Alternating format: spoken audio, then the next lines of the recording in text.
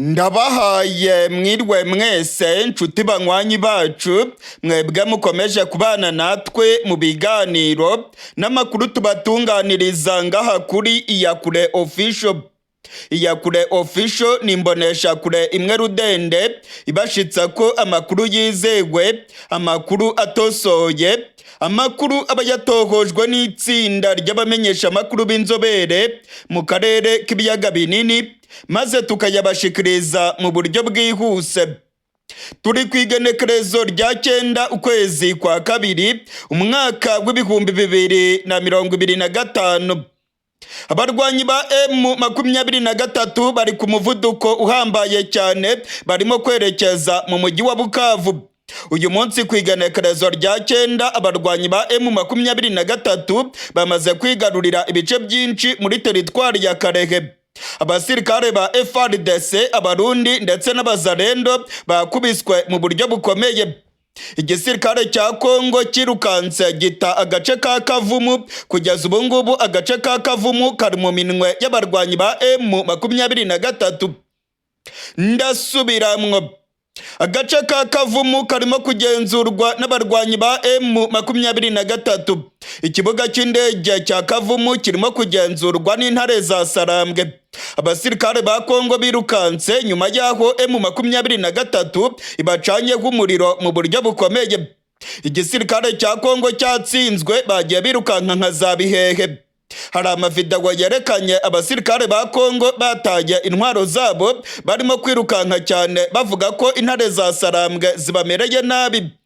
Mu gihe rero FARDC yari imaze gutsindwa mu bice bitandukanye muri Karehe, amakuru aremeza neza ko FARDC yagiye yica abanyagihugu bo muri Karehe mu gace ka Kavumu bagiye kwigaragambya imbere ya guverineri wa Kivu y'Amajyepfo. Baravuga ko kuva ku igenekerezo rya 6, irya 7 ndetse n'irya 8 abasirikare ba FARDC bakoze ubwicanyi bukomeye cyane babukorera abanyagihugu muri kariya gace. Abanyagihugu bo muri Kivu y'Amajyepfo muri teritwari ya Karehe baravuga ko abasirikare ba FARDC, abazarendo ndetse n'abarundi ari amabandi akomeye cyane. Kuva ku igenekerezo rya 6 bakoze ubwicanyi bukomeye cyane mu nsisiro zitandukanye muri teritwari ya Karehe. Uyu munsi ku igenekerezo rya 9 mu masaha ya gatondo ibintu byakomeye cyane kuko FARDC yongeye kwica abanyagihugu. M23 yarashe kuri FARDC irirukanka. Ubwo FARDC yari irimo guhunga, yagiye isahura amabutike y'abene gihugu ndetse FARDC ikaba yagiye yica abanyagihugu. Kugeza ubu ngubu ibitigiri by'abaturage bamaze kwicwa na FARDC bimaze kugera ku banyagihugu barenga 700 nk'uko societe civile muri teritwari ya Karehe yabitangaje imbere ya guverineri wa Kivu y'Amajyepfo. Abarongoye abanyagihugu muri Kivu y'Amajyepfo bagiye kwigaragambya. Societe civile ndetse n'abanyagihugu bahagarariye abandi muri Karehe bagaragaye ku biro bya guverineri wa Kivu y'Amajyepfo bari mu myigaragambyo bavuga ko bamagana igisirikare cya Congo. Abanyagihugu baravuga ko bamagana FARDC kubera ubwicanyi bukomeye ikomeje gukorera mu bice bya teritwari ya Karehe.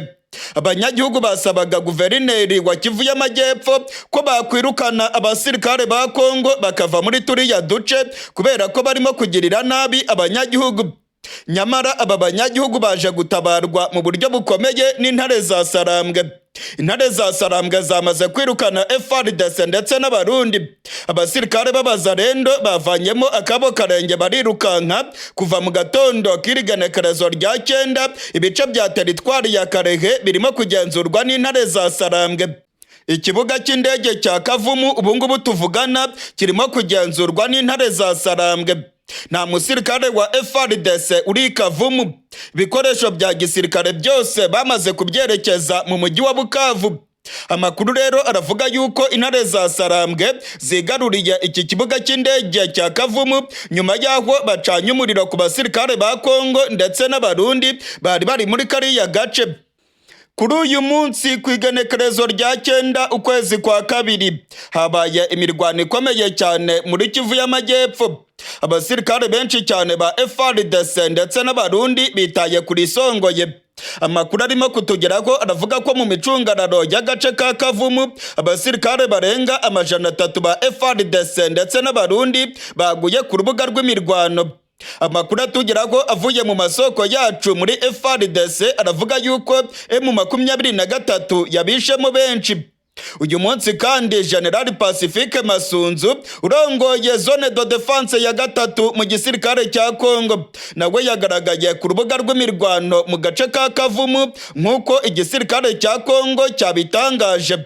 Igisirikare cya Congo kiremeza ko General Pacifique Masunzu yigiriye ku rugamba ndetse akaba arimo guhangana na M23. Gusa General Pacifique Masunzu nawe yaba ari mu basirikare birukanse ubwo M23 yari irimo kubavunira umuheto ibirukankana.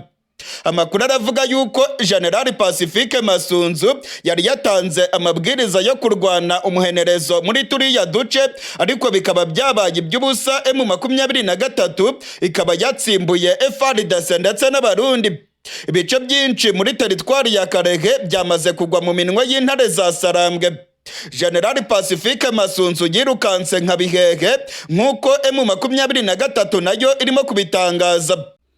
Ku igenekerezo rya 7 uku kwezi kwa kabiri, General Pacifique Masunzu yari yatangaje ko yakoreye ingendo z'akazi mu bice bya teritwari ya Karehe ndetse yari yijeje abanyagihugu ko M23 itazigarurira teritwari ya Karehe.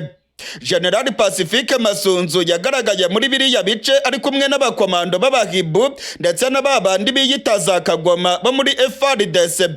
Uyu munsi rero abakomando ba FARDC ntabwo babashije kurusyaho. Hari amakuru avuga yuko General Pacifique Masunzu yagiye mu gifaru cya gisirikare akirukanka cyane ubwo M23 yari irimo kumusatira. Bamwe rero bakavuga yuko General Pacifique Masunzu uyu munsi yabonye isomo rikomeye cyane ry'imirwanire kuko intare za Sarambwe zamuhabuye mu buryo bukomeye. General Pacifique Masunzu urongoye zone de defense ya gatatu muri FARDC yaba yabonye ayimbwa yaboneye ku mugezi kuri rigenekerezo rya 9.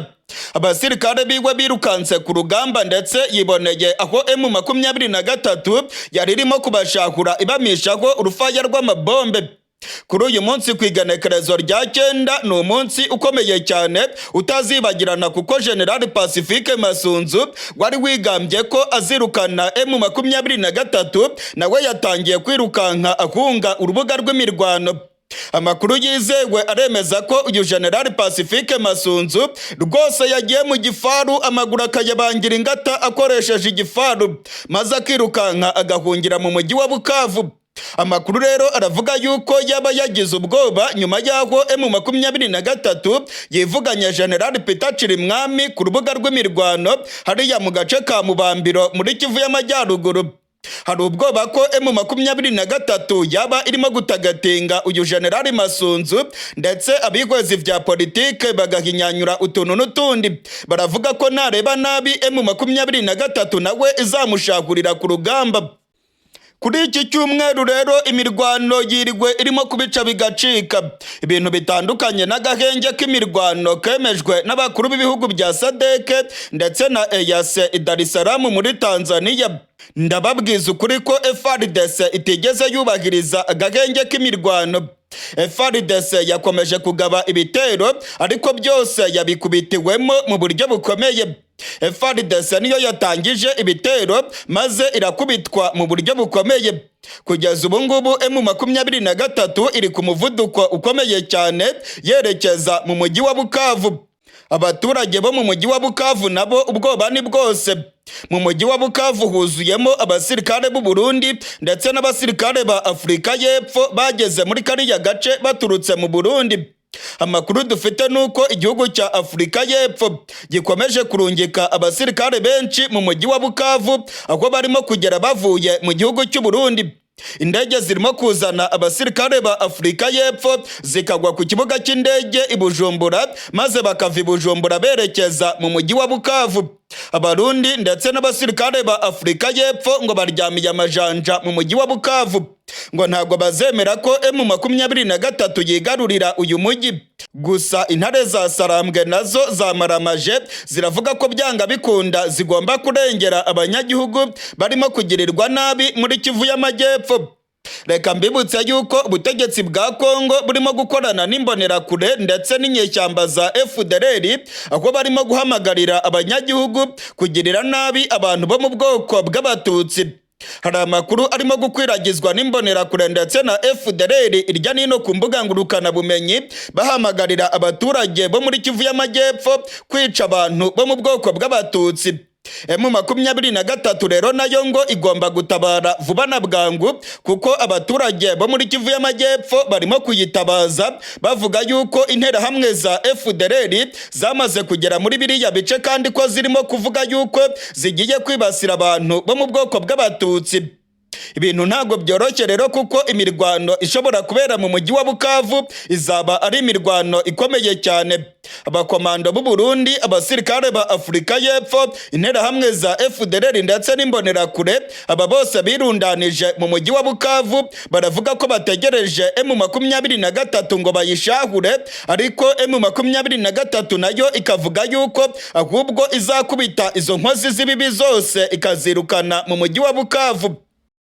Umuriro ugiye kwaka mu buseruko bwa Repubulika Iharanira Demokarasi ya Congo. Ubungubu nibwo intambara ikomeye cyane igiye gutangira muri kariya gace. Ndasubiramwo. Umuriro ugiye kwaka mu buseruko bwa Repubulika Iharanira Demokarasi ya Congo. Intambara karundura nibwo igiye gutangira mu buseruko bwa Congo. Perezida Tshisekedi w'igihugu cya Congo, General Evariste Ndayishimiye arongoye igihugu cy'u Burundi, Cyril Ramaphosa arongoye Afrika y'Epfo ndetse na Joao Lorenzo arongoye igihugu cya Angola basizoye baravuga ko bagiye gutangiza intambara karundura igamije kwirukana M23 mu bice yigaruriye. Aba bategetsi bakomeye bamaze kurakara ndetse bavuze yuko bagiye gukora urugamba rukomeye cyane rugamije kubungabunga ubusugire bwa Repubulika Iharanira Demokarasi ya Congo. Ku munsi w'ejo ku igenekerezo rya 8 ku isaha y'isa 12:45 indege z'intambara ebyiri z'igisirikare cya Afrika y'Epfo zaguye ku kibuga cy'indege cyitirwe Melchior Ndadaye i Bujumbura. Izi ndege zari zije zisanga izindi ndege eshatu zageze kuri iki kibuga mu cyumweru giheze. Amakuru yizewe ya kure official yavanye mu masoko yacu ku kibuga cy'indege i Bujumbura aremeza neza ko intwaro nyinshi za Afrika y'Epfo zikomeje gushika ngaha mu gihugu cy'u Burundi. Igihugu cya Afrika y'Epfo kandi biravugwa yuko ngo kigiye kohereza abakomando benshi hariya mu buseruko bwa Congo ngo bafashe igisirikare cya FARDC kurwanya M23 n'igihugu cy'u Rwanda bashinja ko aricyo gifasha zino nyeshyamba. Amakuru yizewe ava ku kibuga cy'indege cyitirwe Melchior Ndadaye i Bujumbura aremeza ko ibitwaro karundura by'igisirikare cya Afrika y'Epfo birimo kwisuka mu Burundi ku bwinshi, ndetse abasirikare b'u Burundi barenga 12,000 nabo bakaba baraye binjiye mu buseruko bwa Congo. Aba basirikare b'u Burundi bageze muri Congo aho bagiye guhangana na M23 ndetse bakaba bahawe ubutumwa bukomeye cyane bwo gutsinda urugamba cyangwa se u Burundi bukaba isibaniro ry'imirwano ikomeye cyane. Ubutegetsi bwa Gitega buvuga yuko bagomba kurwanya M23 ndetse n'igihugu cy'u Rwanda, ngo bagomba gutsinda iyi ntambara iri muri Congo, ngo bitabaye ibyo M23 nayo yatangiza intambara mu gihugu cy'u Burundi. Ubungubu rero General Evariste Ndayishimiye, Perezida Tshisekedi, Cyril Ramaphosa ndetse na Joao Lorenzo bamaze rwose kwemeranywa ko bagiye gutangiza urugamba rukomeye cyane rugamije guhangana n'abarwanyi ba M23 mu buseruko bwa Congo. Ku munsi w'ejo habaye inama ikomeye cyane yahuje ibihugu bya EAC ndetse na SADC. Iyi nama yabereye i Dar es Salaam mu gihugu cya Tanzania. Perezida Tshisekedi yayitabiriye ku buryo bw'ikoranabuhanga. Amakuru yizewe aremeza ko Tshisekedi yavuye muri iyi nama itarangiye ubwo abakuru b'ibihugu bya EAC ndetse na SADC bari bamaze gutangaza umwanzuro w'uko ubutegetsi bwa Congo bugomba kuganira n'abarwanyi ba M23. Tshisekedi yarikubise ahita ava muri iyi nama arakaye cyane, ndetse ibimenyesha amakuru byo muri Tanzania n'igihugu cya Kenya byatangaje yuko Tshisekedi yaba yaravuze amagambo akomeye cyane imbere y'abakuru b'ibihugu. Amakuru rero aravuga yuko Tshisekedi yahise ahamagara Joao Lorenzo ndetse agahamagara Cyril Ramaphosa na General Evariste Ndayishimiye, akababwira ko umugambi wabo bagomba kuwukomeza vuba na bwangu. Umugambi wabo rero nta wundi ni ugutangiza intambara ikomeye mu buseruko bwa Congo hakoreshejwe indege z'intambara zirimo kuva muri Afurika y'Epfo. Amakuru aravuga ko ibitwaro biremereye cyane bya Afurika y'Epfo birimo kuva mu Burundi byerekeza mu gace ka Kamanyora, ibindi bikaba birimo kwerekeza muri Uvira muri Kivu y'Amajyepfo.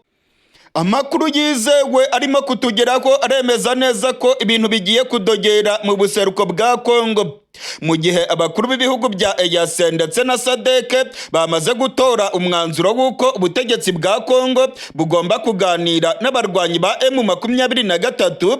Ubutegetsi bwa Tshisekedi bwo rwose ntabwo bubikozwa. Tshisekedi yarahiye aratsemba avuga yuko adashobora kuganira na zino nyeshyamba. Aya ni amakuru yizewe arimo kutugeraho avuye i Kinshasa. Tshisekedi yavuze yuko abakuru b'ibihugu bya EAC ndetse na SADC ngo bamugambaniye mu buryo bukomeye. Iyi nama yabereye i Dar es Salaam muri Tanzania ntabwo rwose yigeze ishimisha ubutegetsi bwa Congo, ndetse abihwezi vya politike barabona neza ko imyanzuro yose yafatiwe muri iyi nama ntacyo ishobora kugeraho, kuko igihugu cya Congo kititeguye kuyishyira mu bikorwa. Tshisekedi wewe arabona yuko intambara yonyine ariyo igomba kumukiza abarwanyi ba M23. Kugeza ubu ngubu bamaze kwigarurira ibice byinshi ndetse barimo no kugenzura umujyi wa Goma. Nshuti banywanyi bacu ndetse namwe mukurikirana ibiganiro bya Iyakure Official, burya ngo ibijya gucika bica amarenga. Ibimenyesha amakuru byo muri Afurika y'Epfo byanditse ko ku igenekerezo rya 7 uku kwezi kwa kabiri, Perezida wa Afurika y'Epfo Cyril Ramaphosa yahamagaye Perezida Tshisekedi wa Repubulika Iharanira Demokarasi ya Congo ndetse na General Evariste Ndayishimiye arongoye igihugu cy'u Burundi. Yababwiye ko batagomba kwitabira inama ya EAC ndetse na SADC yabaye ku munsi w'ejo ku igenekerezo rya 8 ikabera i Dar es Salaam mu gihugu cya Tanzania. Cyril Ramaphosa wa Afurika y'Epfo niwe wabujije Tshisekedi ndetse na General Evariste Ndayishimiye kwitabira iriya nama.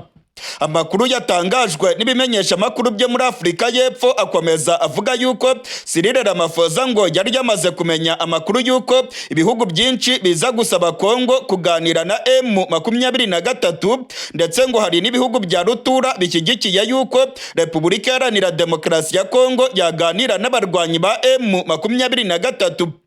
Ubutegetsi bwa Congo rero ngo bwamaze kubona yuko kujya muri iriya nama ntacyo byabamarira. Niyo mpamvu Perezida Tshisekedi yitabiriye iriya nama akoresheje uburyo bw'ikoranabuhanga, maze i Dar es Salaam muri Tanzania agahagararirwa na Minisitiri w'Intebe Madame Turukasuminwa.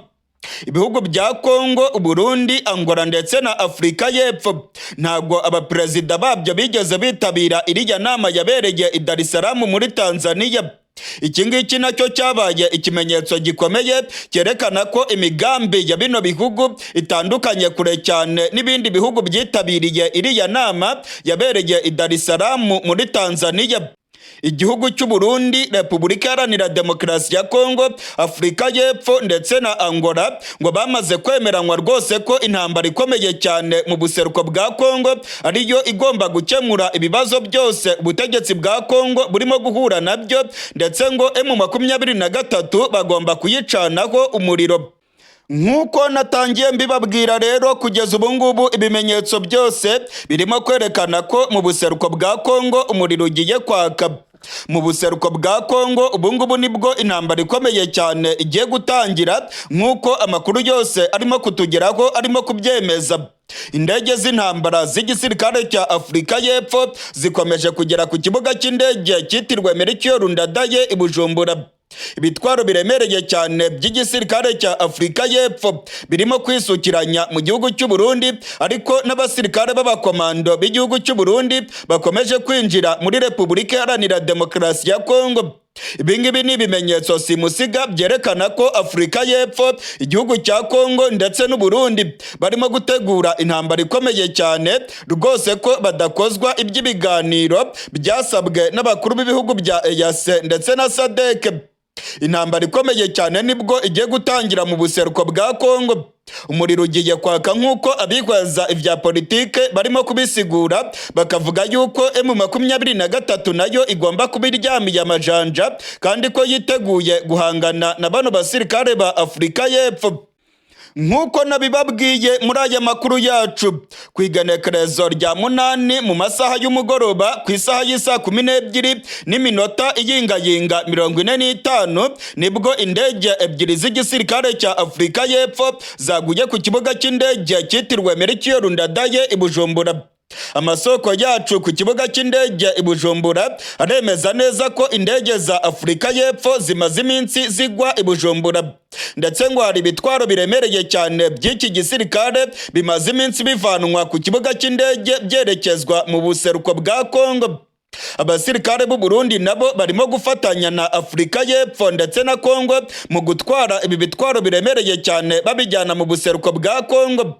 Ni ibimenyetso simusiga byerekana ko Repubulika Iharanira Demokarasi ya Congo, Afurika y'Epfo ndetse n'u Burundi bagiye kwinjira mu ntambara ikomeye cyane. Bavuga yuko bagomba guhashya M23 n'igihugu cy'u Rwanda, barega ko aricyo gifasha aba barwanyi ba M23 mu kwigarurira ibice byinshi mu buseruko bwa Congo. Abasirikare b'u Burundi nabo bakomeje kwinjira muri Congo ku bwinshi. Nk'uko nabibabwiye mu ijoro ryakeye, abasirikare barenga 12,000 b'u Burundi baraye bageze mu buseruko bwa Congo banyuze mu gace ka Gatumba. Amakuru aremeza neza ko amakamyo menshi y'igisirikare cy'u Burundi yagaragaye ku muhanda wa Gatumba yerekeza muri Congo. Aba basirikare rero bamaze kugera mu bice bya Congo aho bagiye kurwana urugamba rukomeye, ndetse ubutegetsi bw'u Burundi bukaba bwababwiye ko bagomba kurwana umuhenerezo bagatsinda M23. Burundi buvuga ko M23 niramuka yigaruriye agace ka Uvira ndetse na Kamanyora, nta kabuza izi nyeshyamba ngo zizafasha Red Tabara maze bakavanaho ubutegetsi bwa Gitega. Ubungubu Generali Evariste Ndayishimiye arimo kohereza abana b'u Burundi muri Congo kugira ngo bajye kwita kuri Isongoye. Arimo gutanga impamvu z'uko M23 ibangamiye cyane umutekano w'u Burundi, kandi ko niyegera ku mbibe z'u Burundi nta kabuza ubutegetsi bwa CNDD-FDD buzaba bugeze mu marembera. Ubutegetsi bwa Gitega buvuga ko bufite amakuru yizewe yemeza ko M23 izatembagaza ubutegetsi bw'u Burundi. Ubutegetsi bwa Gitega rero ngo burimo kujya kwitabara muri Congo, ngo bagiye guhagarika abarwanyi ba M23 bababuze kwigarurira agace ka Kamanyura ndetse na Uvira, aho u Burundi buhana urubibe na Repubulika Iharanira Demokarasi ya Congo. Igihugu gishyashya kigiye kuvuka mu buseruko bwa Congo. Ndasubiramwo, igihugu gishyashya kigiye kuvuka mu buseruko bwa Congo. Abarwanyi ba M23 bari mu myiteguro ya nyuma yo gushinga Repubulika yigenga ya Kivu. Ibimenyetso byose birerekana ko abarwanyi ba M23 baba bagiye gushinga Repubulika yigenga ya Kivu. Ubutegetsi bwa Congo burimo kudagadwa. Ubwoba ni bwose mu mutima wa Kisekedi, ndetse amakuru aravuga yuko yabuze yacira n'ayamira nyuma yaho inama y'umuryango wa Afurika yunze ubumwe ndetse n'ibihugu bya SADC yanzuye yuko igihugu cya Congo kigomba kuganira n'abarwanyi ba M23.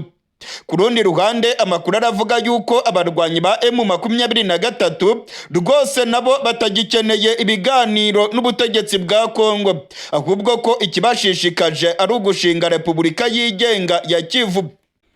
Abarwanyi ba M23 bamaze gutangaza ko ubutegetsi bwa Congo bwakwemera ibiganiro cyangwa se bukabyanga izi nyeshyamba zitazava mu bice zigaruriye.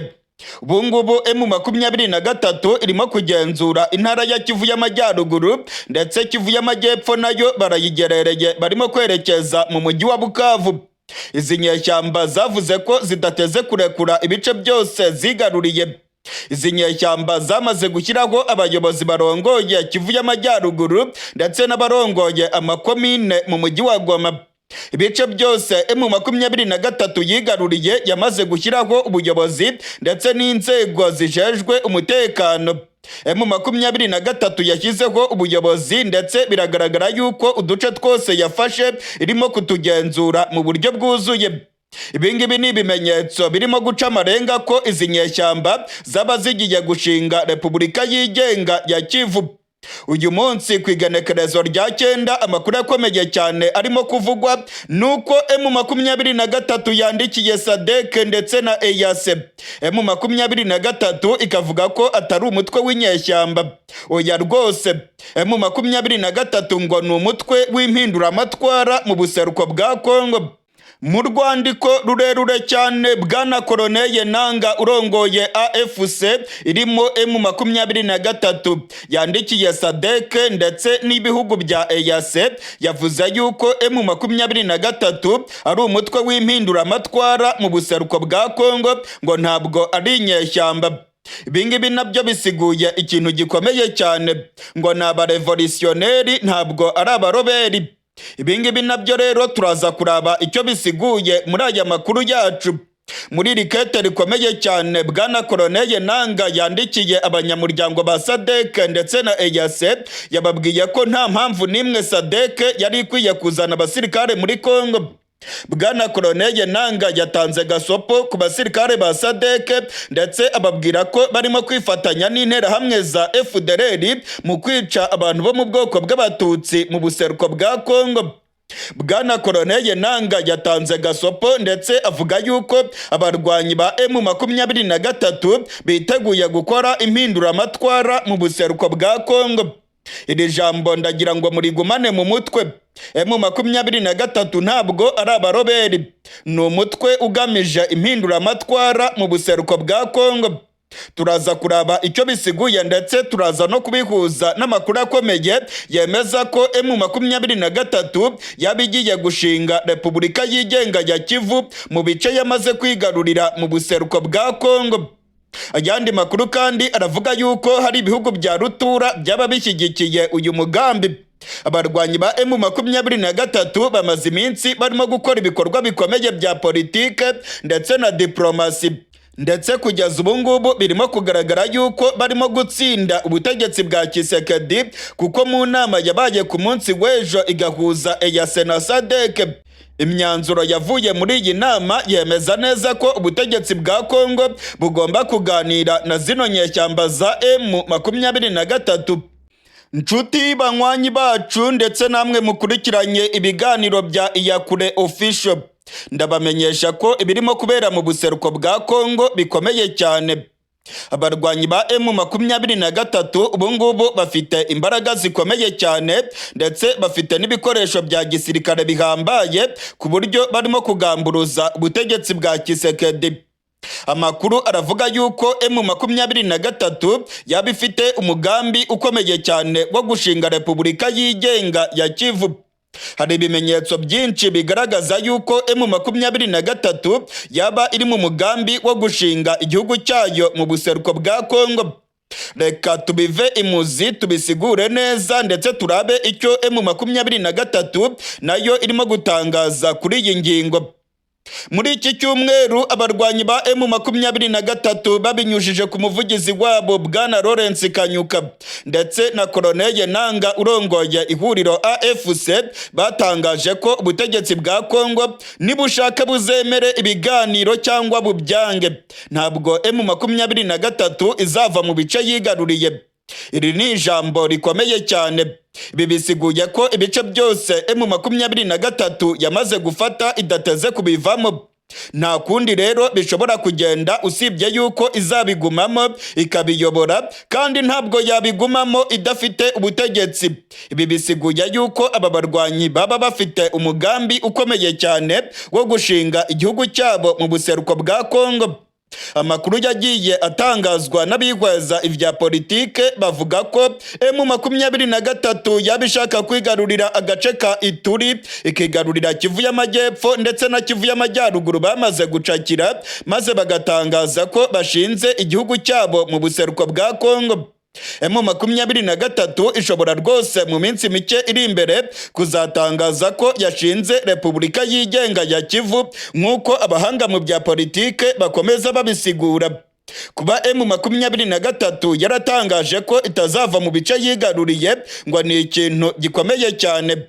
Ikindi kintu gikomeye cyane kandi nuko M23 mu bice byose yamaze kwigarurira yagiye ishyiraho ubutegetsi bwa gisivile. Ibingibi ngo birerekana ko bafite umugambi ukomeye cyane wo gukomeza kugenzura ibice byose bigaruriye ndetse no kubana n'abanyagihugu igihe kirekire muri biriya bice bafashe. Abihweza ivya politike ndetse bagahinyanyura utuntu n'utundi basigura neza ko kuba M23 yaramaze gushyiraho guverineri wa Kivu y'Amajyaruguru ndetse n'abamwungirije, M23 igashyiraho abayobozi b'umujyi wa Goma ndetse n'amakomine mu bice bya za Kicanga, muri za Masisi, muri za Rucuru, hariya hose M23 yamaze gushyiraho inzego z'ubuyobozi. Ibingibi ngo birerekana yuko ibice byose irimo kubigenzura ndetse ngo ikaba ititeguye gusubira inyuma. Ibingibi rero ngo biraca amarenga ko ibi bice byose bazakomeza kubigenzura, kandi ko FARDC n'ubutegetsi bwa Tshisekedi bagomba kuvana y'amaso rwose uburasirazuba bwa Congo bakabwibagirwa. Hari ikindi kintu gikomeye cyane rero M23 yakoze. Ku munsi w'ejo ku igenekerezo rya 8 ukwezi kwa kabiri umwaka w'ibihumbi 2025, Bwana Koloneli Nanga urongoye ihuriro AFC yanditse urwandiko runini cyane rugenewe abamambure ba SADC ndetse na EAC. Bwana Koloneli Nanga muri rikete yavuze yuko M23 ifite uburenganzira bwo kurwanya ubutegetsi bw'igitugu bwa Tshisekedi, nk'uko ibwiriza shingiro rya Congo ribibarekurira mu ngingo yaryo ya 64. Bwana Koloneli Nanga avuga yuko ibwiriza shingiro rya Congo ryemerera umuturage wese kurwanya ubutegetsi bw'igitugu bubangamiye abaturage. Bwana Koloneli Nanga muri rikete yandikiye SADC ndetse na EAC harimo ijambo rikomeye cyane.